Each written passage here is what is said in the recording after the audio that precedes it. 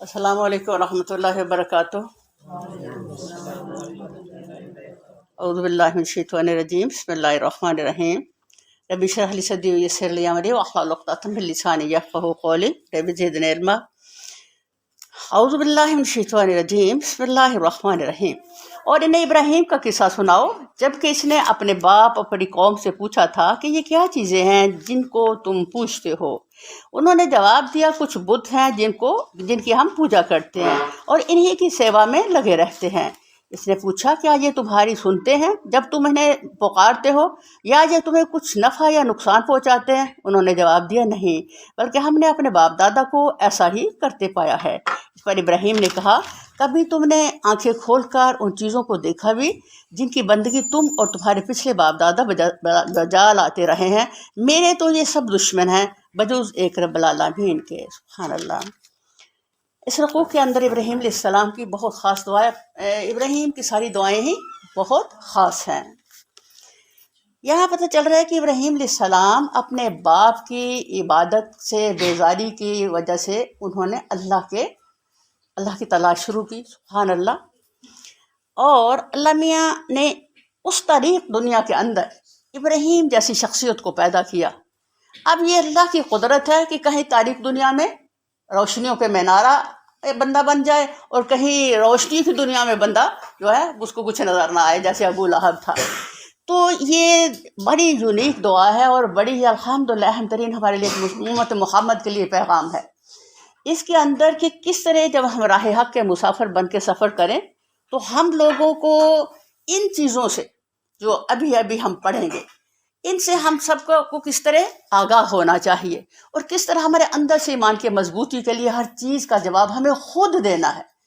تو ابراہیم علیہ السلام اپنے باپ سے کہتے ہیں کہ یہ جو آپ لوگ عبادت کر رہے ہو، ان بتوں کی خود ہی بناتے ہو، خود ہی ان کی پوجا کرتے ہو، تو یہ آپ کی بات کو سنتے بھی ہیں، ان کا جواب بھی دیتے ہیں۔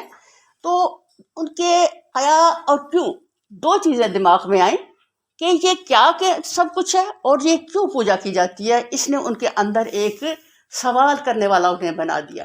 جب ان کے خاندان اور قبیلے کے لوگ اور گاؤں کے لوگ ان کو اس پہ سیٹسفائی نہ کر سکے کہ کیوں ہم ایسا کر رہے ہیں، یہ تو کوئی بات نہیں نا کہ ہم لوگ جو ہیں بھائی ہمارے باپ دادا ایسا کرتے تھے، اگر وہ غلط کرتے تو ہم بھی غلط کرتے جائیں، یہ تو کوئی طریقہ نہیں ہے۔ تو جب وہ ان کو مطمئن نہیں کر پائے تو انہوں نے کیا کیا، اللہ کی تلاش شروع کی۔ سبحان اللہ۔ اب وہ آسمان کی طرف دیکھتے ہیں، ستارے، چاند، سورج، جو بڑی بڑی روشنی والی چیزوں تھی، تو وہ سمجھے شاید یہ خدا ہے۔ جب انہوں نے دیکھا کہ وہ چیزیں ڈوب رہی ہیں تو ان کو اندر کیا چیز آئی، کائنات، عظیم کائنات کو بنانے والا اللہ کبھی بھی ڈوب نہیں سکتا۔ تو ہر چیز کو ان کو نے چھوڑ کے تو کیا، سبحان اللہ، اس اللہ کی تلاش میں سفر کیا جو کائنات کا رب ہے۔ پھر ان کو کہاں سے وہ گائیڈ ملی کہ واقعتاً اللہ کدھر ہے، کون ہے اللہ؟ تو پھر اللہ تعالیٰ وہ جو نحن اقرب الیہ من حبل الورید، جو آپ کے شرک سے بھی قریب ہے، جب آپ اس کی تلاش میں نکلتے ہو تو سبحان اللہ وہ خود آپ کو اپنی قدرتیں اور الہام سے انسان کے اندر ڈالتا ہے کہ میں ہوں تیرا رب۔ تو سبحان اللہ، ابراہیم علیہ السلام جو ان سے ہیں وہ یہاں ان پر سوال کرنے پر جب جواب نہیں ملتے تو وہ، آپ دیکھیں یہ بھی قرآن کا ایک بڑا خوبصورت اور ایک منفرد انداز ہے جس کی بنا پر اللہ تعالیٰ نے کہا تھا کوئی ہے تو ایسی ایک آیت بنا لائے۔ تو اس چیلنج کو آج تک اور تب بھی کوئی نہ قبول کر سکا اور نہ کر سکا اور ہو بھی نہیں سکتا۔ ابھی اللہ تعالیٰ بات شروع کی کر رہے ہیں لیکن اندر سے پوری ایک کہانی میرے رب نے چھوڑی اور ایک دم سے ابراہیم دعا شروع کر دی۔ کیا ہوا تھا بھائی، ابراہیم ایک وقت تک سوچتے رہے اور پھر جب انہوں نے دیکھا کہ یہ سب غلط ہے، انہوں نے ان کو ایک سمجھانے کے لیے یا ان کو ان کے دل دماغ میں ایک چیز سوچ ڈالنے کے لیے یا تدبر کے لیے کیا کیا، ایک تھوڑا پکڑا، سارے بتوں کو توڑا اور وہ تھوڑا بڑے بت کے کندھے پہ رکھ دیا تاکہ یہ دیکھیں کہ یہ بیکار چیزیں ہیں۔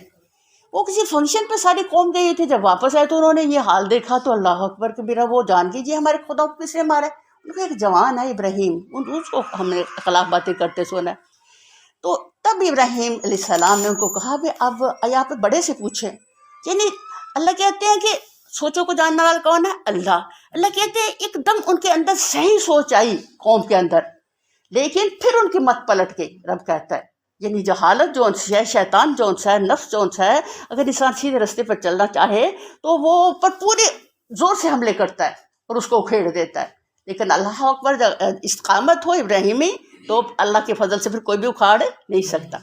اب اللہ تعالیٰ یہاں ایک دم سے ابراہیم علیہ السلام کی انتہائی خوبصورت اور اپنی زندگی کی پہلی دعا کا یہاں تذکرہ کر رہے ہیں کہ کس طرح ابراہیم علیہ السلام نے فیصلہ کیا کہ جو بت پرستی کیا ہے، غلاظت، نجس، گندگی.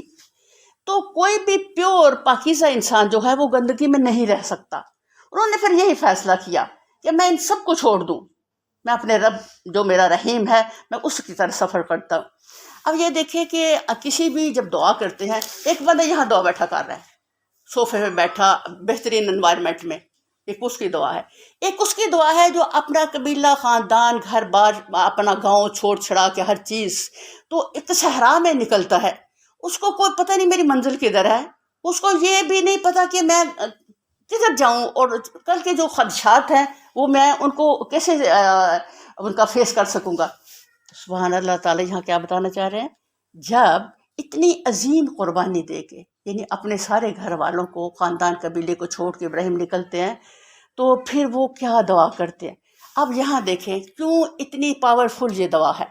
اس کا انوائرمنٹ، اس وقت کا سیاق و سباق آپ ذہن میں رکھیں، اس وقت کے ماحول کو، اور یہ کہ اتنی عظیم قربانی کے بعد جو دعا کی جاتی ہے زخمی دل کے ساتھ، وہ کیسے عرش پر جاتی ہے کہ اللہ اس کو قرآن بنا کے اتار دیتا ہے قیامت تک انسانیت کے رہنمائی کے لیے. الحمدللہ. تو یہاں اللہ تعالیٰ یہ بتا رہے ہیں کہ یہ دیکھو کس طرح سے جب ابراہیم علیہ السلام اپنے خاندان اور باپ کو سب کو کہہ کر کے کہ آپ میرے دشمن ہیں، میرا اللہ ہی میرا دوست ہے، تو نکل پڑتے ہیں.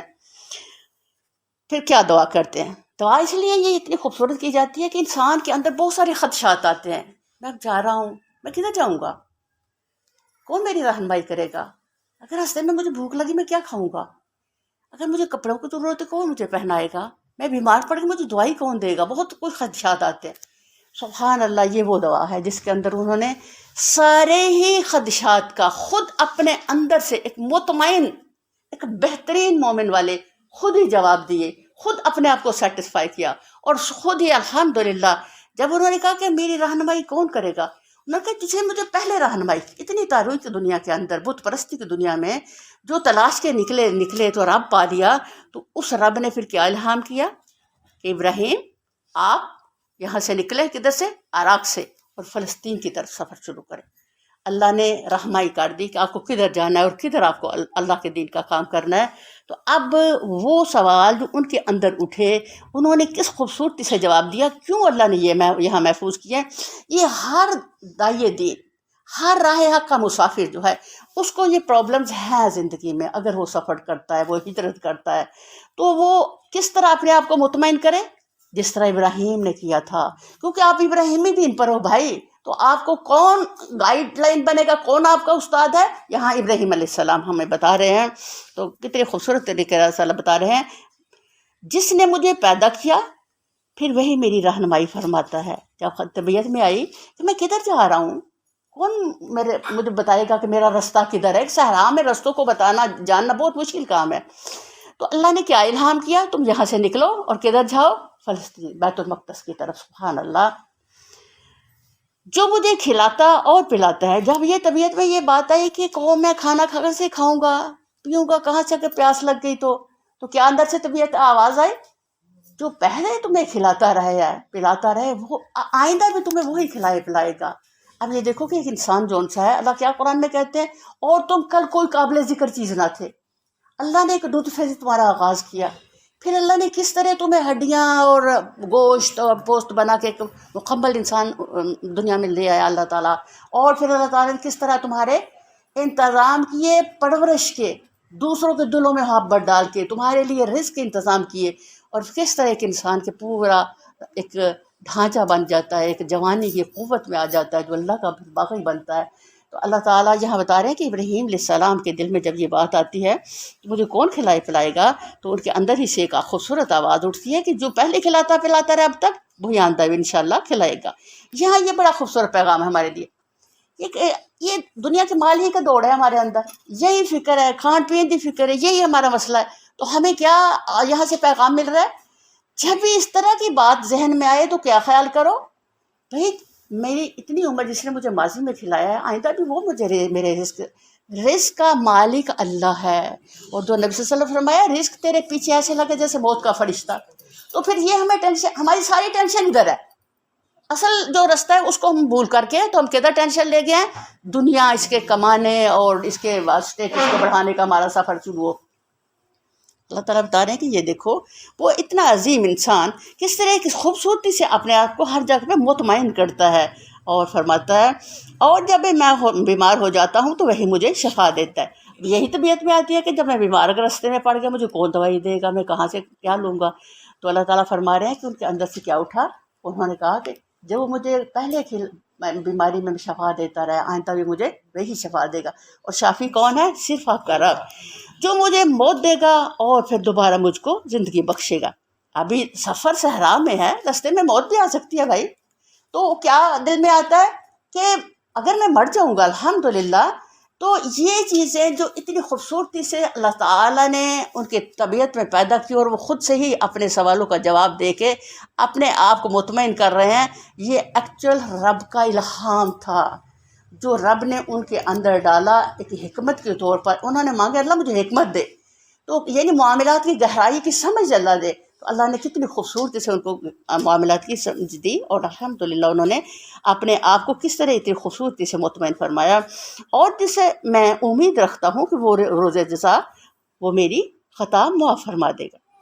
اب بڑی پیاری بات ہے یہ، اتنا عظیم انسان، اتنی عظیم قربانیاں دینے والا، رب کے محبت کو پانے کے لیے اتنی محنت کرنے والا، ساری اپنی دنیا کو اپنا دشمن بنانے والا، ماں باپ، اب وہ اللہ کا بندہ، اس کے اندر بھی ایسے ہی جذبات جیسے ہمارے ہیں۔ ماں باپ کو چھوڑنا سوکھا کام ہے، اپنے گاؤں اور اپنے گھر بار کو چھوڑنا کوئی آسان نہیں ہے، تو انہوں نے ہر چیز کو رحمان کے لیے قربان کیا، سبحان اللہ۔ تو یہ اللہ پھر بھی کہہ رہے ہیں اللہ میری خطا معاف کر دینا۔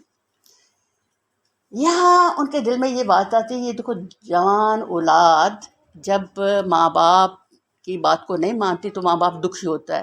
اب ماں باپ غلط کام کر رہے تھے، ان کو تو احساس نہیں تھا ہم غلط کر رہے ہیں، جب بھی ان کو چھوڑ کے نکلے ہیں تو ظاہر ماں باپ دکھی تھا کہ جوان بیٹا ہمیں چھوڑ کے جا رہا ہے، ان کو احساس تھا کہ میں اپنے ماں باپ کو یہ دکھ دے رہا ہوں، لیکن اللہ کے لیے سارا کچھ بھی وہ قربان کرنے کو تیار تھے۔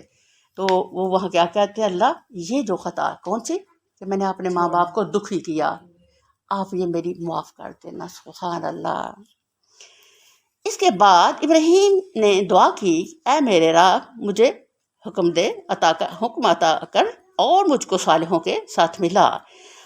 یہ ہے یہاں حکمت، معاملات کی گہرائی کو سمجھنا، یہ خوبصورت دعا ہے، اور مجھ کو صالحوں کے ساتھ ملا۔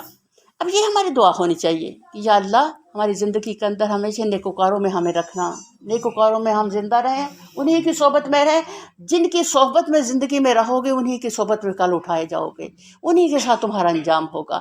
تو اتنی پیاری دعا سے ابراہیم نے ہمیں گائیڈ کیا کہ ہماری دعا کا یہ حصہ ہونا چاہیے کہ اللہ کبھی بھی برے لوگوں کے ساتھ نہ، میں کہ ہم برے، اب یہ دیکھو کوئلے کی دکان کے پاس سے گزرو، ہوا سے کوئلے اوپر پڑ جاتے ہیں، خوشبودار دکان سے پاس سے گزرو، خوشبو ہوا سے ہمارے اوپر آ جاتی ہے۔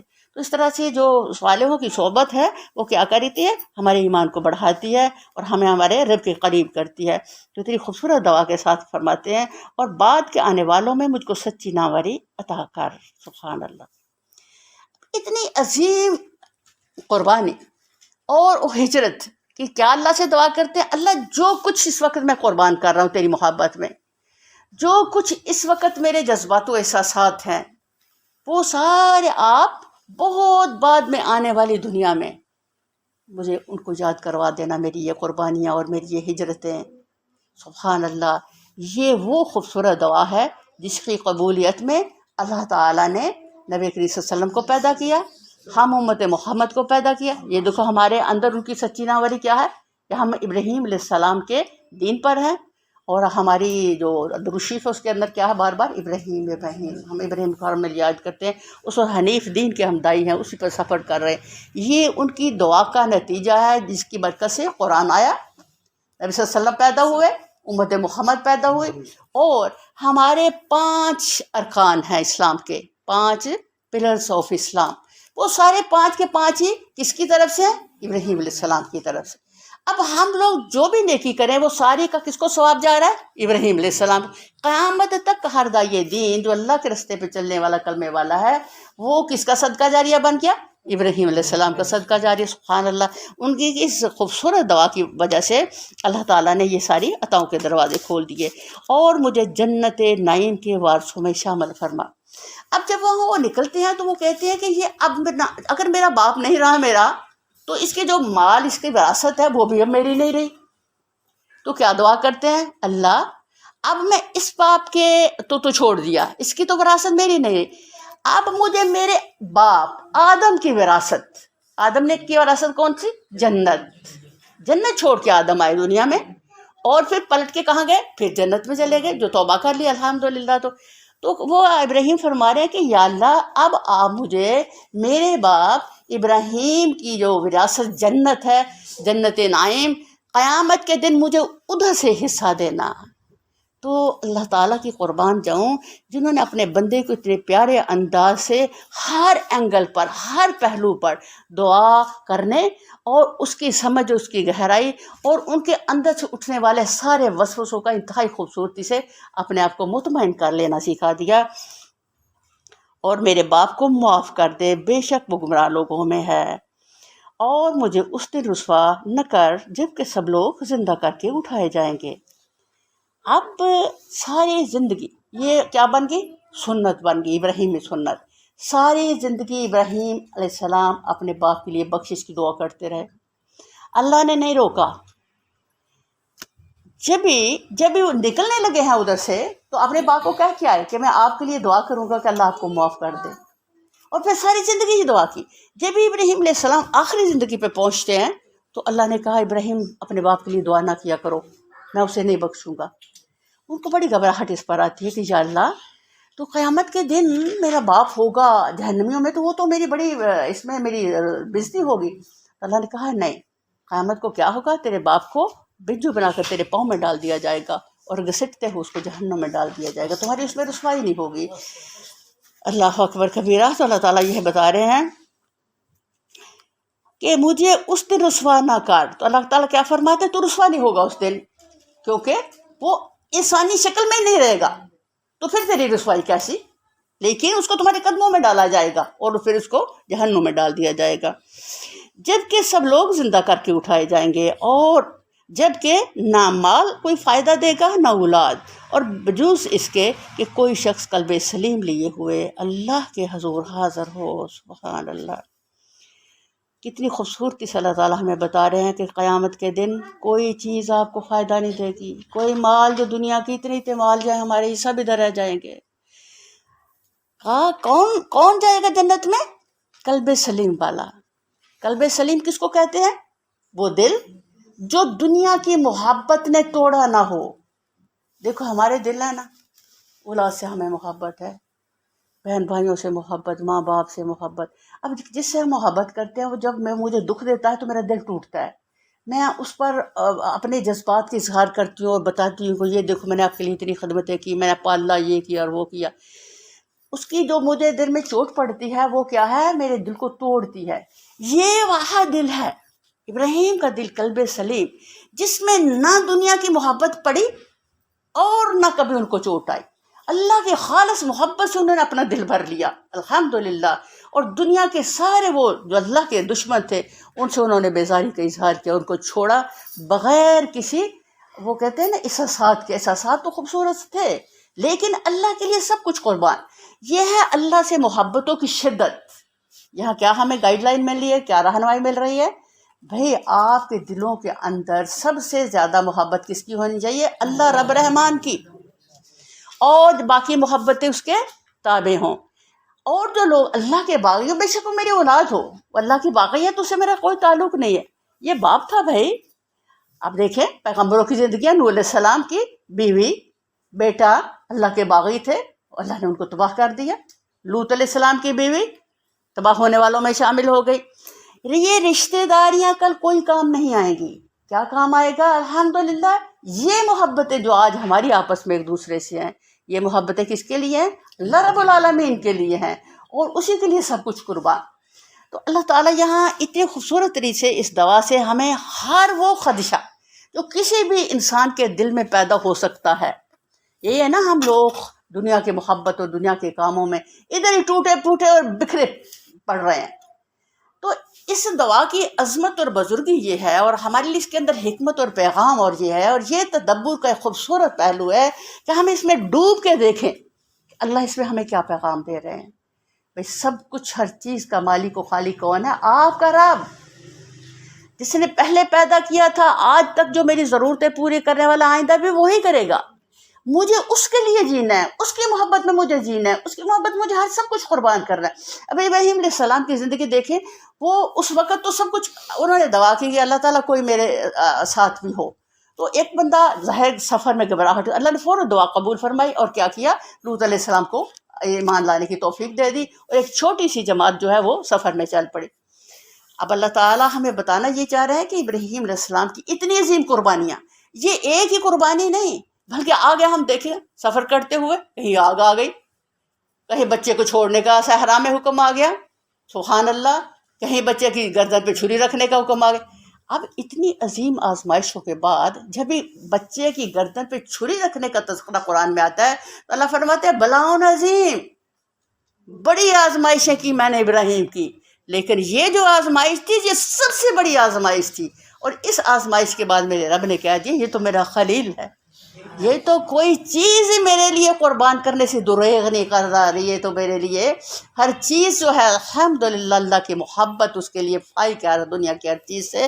تو اللہ تعالیٰ یہاں اتنے کے خوبصورت الفاظ اور وہ دعا کا انداز، اللہ درد مند دل کی دوا بھائی عرش تک جاتی ہے، اس وقت دل دکھی اور درد مند تھا، منظر کی خبر نہیں تھی، جو کچھ تھا وہ قربان کر دیا رحمان کے لیے، تو رحمان نے کیسا اللہ قبول فرمایا، جدھر بھی سفر کیا، جہاں جو قربانی بھی دی، کہیں بھی کوئی ایک ذرہ بر ان کی زندگی میں نقصان نہیں آیا۔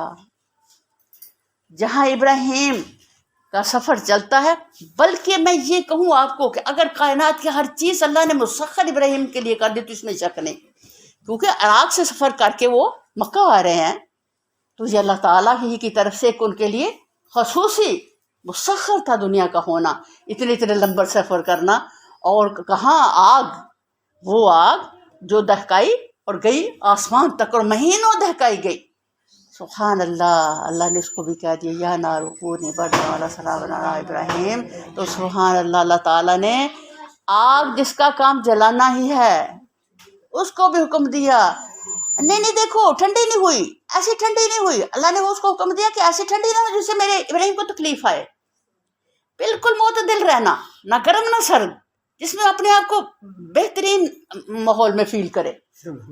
اللہ کی کائنات میں ہر چیز کیا ہے، رحمان کی تابع دار، بھئی آگ بھی اللہ کی تابع دار ہے، تابع دار کون نہیں، ہم نہیں ہیں۔ تو آگ کے اندر بھی ایسا زبردست انوائرمنٹ تھا کہ نہ سردی تھی نہ گرمی تھی، بلکہ بہت خوبصورت ماحول، اسی لیے ابراہیم نے فرمایا میری زندگی کے بہترین دن تو وہ تھے جب میں آگ میں تھا، سبحان اللہ۔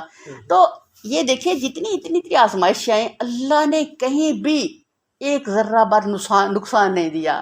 جو بھی اللہ کے لیے سفر کرتا ہے اللہ اس کو کبھی رائے گاہ نہیں جانے دیتا، اللہ تعالیٰ سے اعلیٰ قبول کرتا ہے کہ ہر قدم پر رحمان کی مدد، دنیا کی ہر چیز خدا مسخر کرتے تو اس بندے کے لیے جو اللہ کا تابع دار بن جاتے، جو اپنے وجود کو اللہ کے لیے مسخر کر دیتا ہے، سبحان اللہ۔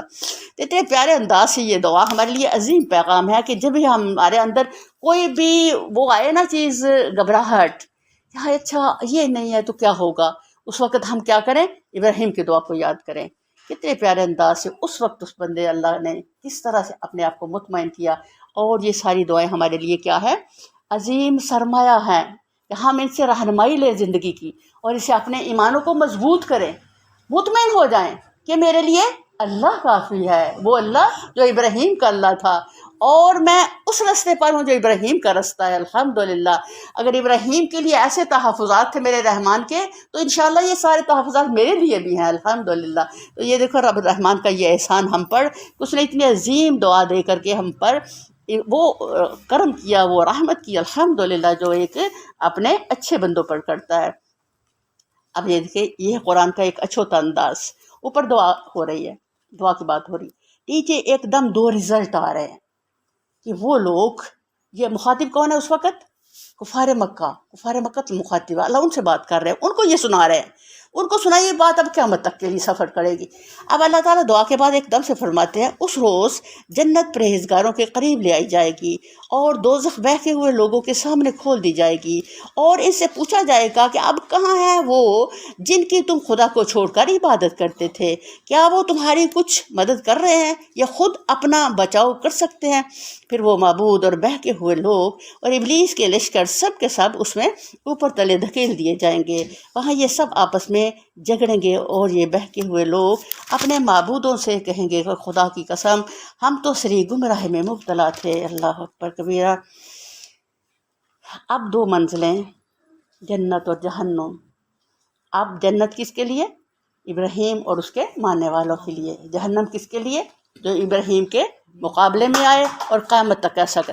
ابراہیم علیہ السلام اس گندگی سے نکل کر کے اتنی قربانیوں کے بعد کہاں پہنچے؟ مکہ۔ پھر آ کے یہاں رب کا گھر بنایا اور دعا کی کہ اللہ اس کو بتوں کی گندگی سے پاک رکھنا، وہ جس گندگی سے میں اتنی قربانیاں دے کے یہاں پہنچا ہوں اللہ وہ دوبارہ نہ ہو۔ تو پھر کیا ہوا؟ پھر کفار مکہ نے وہی گندگی ڈال دی۔ اب اللہ ان سے کہہ رہے ہیں کن کو؟ کفار مکہ کو، کہ تم لوگ ابراہیم کو ماننے والے ہو۔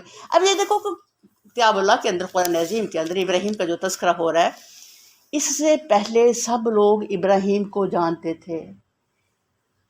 بنی اسرائیل کی کتاب میں ذکر ابراہیم کا، عیسائی متعارف ابراہیم علیہ السلام سے، اور مشرکین مکہ تو بہت ہی متعارف تھے کہ ان پاس گھر تھا، وہ گھر جو اسماعیل اور ابراہیم نے بنایا تھا۔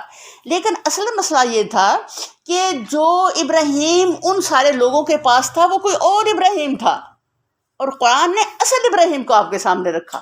وہ اتنے بہکے ہوئے غلیظ لوگ بنی اسرائیل، جنہوں نے تو اپنی کتاب میں یہ بھی لکھ ڈالا کہ ابراہیم سے تو تین انہوں نے جھوٹ بولے تھے۔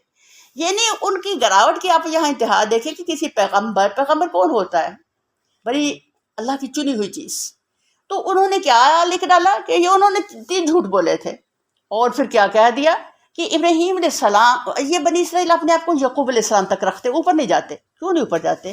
اس لیے یہ انہوں کا اتنا غلط کنسیپٹ تھا کہ جو ابراہیم علیہ السلام ہیں، اسماعیل ان کی ناجائز اولاد تھی، اس لیے وہ کبھی بھی یعقوب سے اوپر نہیں جاتے۔ اوپر وہ 2 بھائی تھے، اسحاق اور اسماعیل۔ تو اسماعیل سے نبی صلی اللہ علیہ وسلم تھے، وہ اس لیے نبی صلی اللہ علیہ وسلم کو ماننے کو تیار نہیں تھے، وہ ویسے ہی یعقوب سے اوپر جانے کو تیار نہیں تھے۔ اتنے ایسے لوگوں نے خود ہی اپنی کتابوں کے اندر پیغمبروں کی زندگیوں کو اس طرح سے غلط کر کے ڈالا کہ اب قرآن عظیم نے کیا کیا، اصلاً حیثیت اس کو دیکھ کر کے تو بہت سے نصرانی مسلمان ہوئے۔ کتنی عظیم کتاب ہے، کتنی خوبصورت کتاب ہے کہ جو ہماری کتابوں کی غلطیوں کی تصحیح کر رہی ہے۔ یعنی جو سچائی ہے وہ ہر کسی کو نظر آ جاتی ہے اگر ایمان کی تھوڑی سی قوت بھی کسی کے اندر ہو۔ تو کتاب اللہ کے اندر انہوں نے جب ان سچائیوں کو، جو ان کی کتابوں کو بھی پیورٹی دے رہی تھی، ان کو دیکھ کر کے تو ان کے ایمان اور بڑھ گئے، سبحان اللہ۔ تو یہاں اللہ تعالیٰ یہ فرما رہے ہیں کہ یہ دیکھو، یہ 2 قسم کے لوگ، ایک ابراہیمی اور ایک ان کے سامنے آنے والے، کل کیا ہوگا؟ ان کے لیے وہ جنت، سبحان اللہ، جو سجائی جا رہی ہے ان کے قریب لے آئی جائے گی۔ اب قریب آنا کیا ہے؟ ان کی رسپیکٹ، عزت، جنت خود آئے گی اس کو لینے ان لوگوں کو، ابراہیم جو اس کے ماننے والے ہیں۔ اور جہنم میں کیا ہوگا؟ ان لوگوں کو، بت پرستوں کو دھکے مار مار کے وہاں کھینچ کے وہاں پھینکا جائے گا۔ یہ ذلت و رسوائی ہے، اللہ اکبر کبیرہ۔ تو اللہ تعالیٰ دونوں کا ہی تذکرہ فرما رہے ہیں کہ یہ دونوں کتنا غلط اور بہکے ہوئے لوگ اپنا بدترین انجام خرید رہے ہیں، جبکہ تم رب العالمین کی برابری کا درجہ دے رہے تھے۔ اب وہاں جہنم کے اندر جو ایک سزا ہوگی، وہ کیا؟ جھگڑا بھی بھئی ایک سزا ہے۔ جس گھر کے اندر ہر وقت لڑائی ہوتی رہے، اس گھر کا کیا امپریشن ہے؟ تو جہنم کیا ہے؟ جھگڑے کی جگہ۔ جہنمی ایک دوسرے سے لڑ کے مرتے رہیں گے، سزا اپنی جگہ ہے لیکن لڑائی اپنی جگہ۔ کیا لڑائی کریں گے؟ وہ کہے گا میں تیری وجہ سے جہنم میں آیا، کہ میں تیری وجہ سے آیا، تو مجھے لا، تو وہ کہے گا اچھا میں نے تمہیں کہا ہی تھا نا، میں کوئی بھیج کے تو لے، تو خود ہی آ گیا تھا نا۔ تو وہ یہ جب جھگڑا ہو گیا، یہ بھی ہے کہ جہنم کی سزا میں سے ایک سزا ہے۔ اللہ اکبر، اللہ تعالیٰ معاف کر دے اور رحم کر دے۔ اور وہ مجرم لوگ ہی تھے جنہوں نے ہم کو اس گمراہی میں ڈالا. اب نہ ہمارا کوئی سفارشی ہے اور نہ کوئی جگری دوست. کاش ہمیں ایک دفعہ پھر پلٹنے کا موقع مل جائے تو ہم مومن ہوں. یہ جو کاش لفظ ہے یہ کس کے لیے ہے؟ کافر کے لیے. 3 دفعہ کافر کاش کہے گا. مومن کو زیب ہی نہیں کہ وہ کبھی زندگی میں کاش کہے. اے کاش. مومن کی کیا زندگی آپ نے دیکھی؟ ابراہیمی زندگی. اس کی زندگی میں کاش ہے ہی نہیں ہے. اس کی زندگی کے اندر ایک اطمینان اور سکون ہے اور ایک سیٹسفیکشن ہے اور ایمان کی قوت ہے اور الحمدللہ وہ ہر حال میں راضی برضا ہے. مومن کی شان کیا ہے؟ ہر حال میں راضی برضا. تو یہ جو کاش لفظ ہے کس کے لیے؟ کافر کے لیے. کبھی بھی ہم زندگی میں یہ نہ کہیں کہ کاش میں ایسے ہوتا اور ایسے ہوتا. یہ کہنا جو ہے یہ ہمارے ایمان کو متاثر کرتا ہے. یقیناً اس میں ایک بڑی نشانی ہے مگر ان میں سے اکثر لوگ ایمان لانے والے نہیں. اور حقیقت یہ ہے کہ تیرا رب زبردست بھی ہے اور رحیم ہے. یقیناً اس میں ایک نشانی ہے مگر ان میں سے اکثر لوگ ایمان لانے والے نہیں. اب جب ایک پیغمبر ایک رسول کو اللہ نے منتخب کیا اور کہا کہ سب کو یہ دین کا پیغام دے دو، ساتھ اللہ نے کہہ دیا کہ ان میں سے ایمان لانے والے زیادہ نہیں ہیں، تو کیا موٹیویشن رہ جاتی ہے ایک پیغمبر کے اندر کہ اچھا ہی نہیں، اگر انہوں نے ماننا ہی نہیں تو پھر میں کیا کس کو بتاؤں. لیکن کیا ہوا تھا؟ بہت جلد میرے رب نے یہ احسان کیا کہ اسی دنیا سے ابو بکر اٹھے، اسی دنیا سے عمر فاروق اٹھے، عثمان غنی اٹھے. سبحان اللہ. اتنی بڑی شخصیت جو ایک جماعت کی شکل میں بنتی ہے راہ حق کے مسافر تو ایک قوت بن جاتی ہیں. اور اللہ تعالیٰ نے جو پیغمبروں کو حکم دیا تو وہ یہ کہ آپ کا کام ہے اعلان کر دینا، باقی انتخاب ہدایت کا رب کے ہاتھ میں ہے. رب جس کو چاہے پسند کرے، جس کو چاہے قبول کرے، جس کو چاہے گمراہ کرے، وہ شان والا ہے. تو وہ ہمسائے میں ہی ابو لہب گمراہوں میں ہو گیا اور بہت دور نجاشی جو ہے ایمان والا ہو گیا. تو یہ میرے اللہ کی تقسیم ہے. اللہ تعالیٰ یہاں یہی ہمیں بتانا چاہ رہے ہیں کہ سبحان اللہ، ہر بات میں ایک مومن کے لیے نشانی ہے.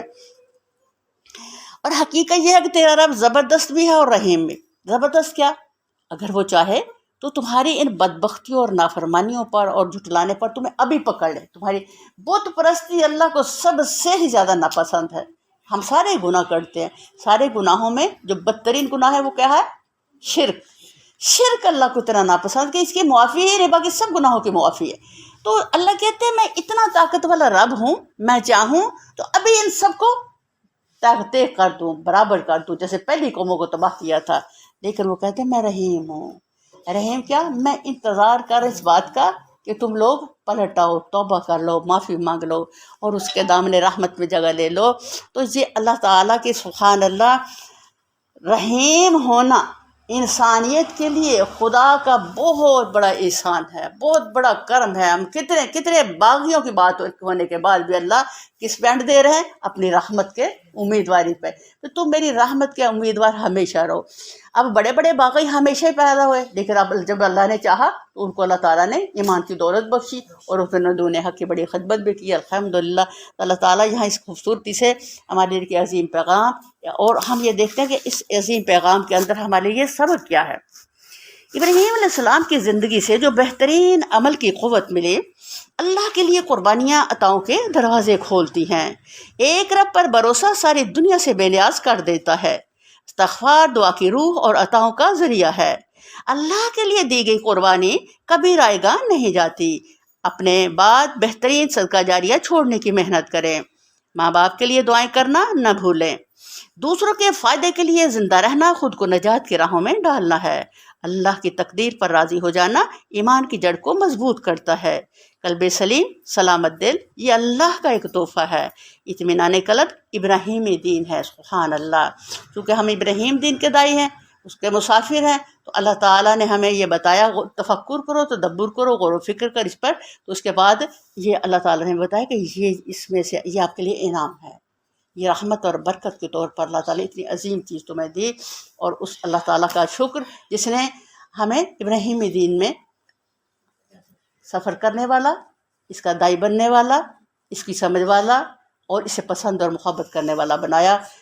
کیونکہ اب اس دنیا میں قیامت تک ایک ہی دن سفر کرے گا، اور وہ کون سا؟ نبی کریم صلی اللہ علیہ وسلم کو نیا دین نہیں لے کے آئے تھے، بلکہ نبی صلی اللہ علیہ وسلم نے ابراہیمی دین کا اعادہ کرنے آئے تھے، اسی کو ہی کہ امپلیمنٹ کرنے دنیا میں آئے. تو الحمدللہ اللہ تعالیٰ نے پھر اسی دین کو قیامت تک کا دین بنا دیا. کس کا دین کو؟ ابراہیمی دین کو. اب دنیا میں جتنے بھی ایمان والے ہیں وہ سارے ہی کس کا صدقہ جاریہ ہیں؟ ابراہیم کا. تو اس لیے یہ ہمارے لیے ضروری ہے کہ ہم وہ کام کریں زندگی کے اندر جو ہمارے بعد باقی رہے. یہ ان کے بعد باقی رہا نا، آج ہم ان کی باتیں کر رہے ہیں. تو ہمیں اب کیا کوشش محنت کرنی ہے کہ وہ کام کریں جو میں نہیں ہوں گی، وہ نیکی جو میری قبر میں میرے لیے ٹھنڈی ہوا بن کے جائے. تو اب میرا ٹارگٹ اور میرا فوکس یہ ہونا چاہیے، دنیا کی محبت کی بجائے، دنیا کی توڑ کے بجائے کیا فوکس ہونا چاہیے؟ کچھ میں وہ کام کر لوں جو میرے لیے کل آخرت کا بہترین سرمایہ بنے. اور اللہ تعالیٰ ہماری اس محنت کو، کاوش کو قبول بھی کرے اور ہماری اس میں حمایت بھی کرے، اور اس راستے میں چلنے کے لیے اللہ تعالیٰ ہماری خصوصی مددگاری فرمائے اور ہمارے گناہ ہمیں معاف کر دے. وما علینا الا البلاغ المبین.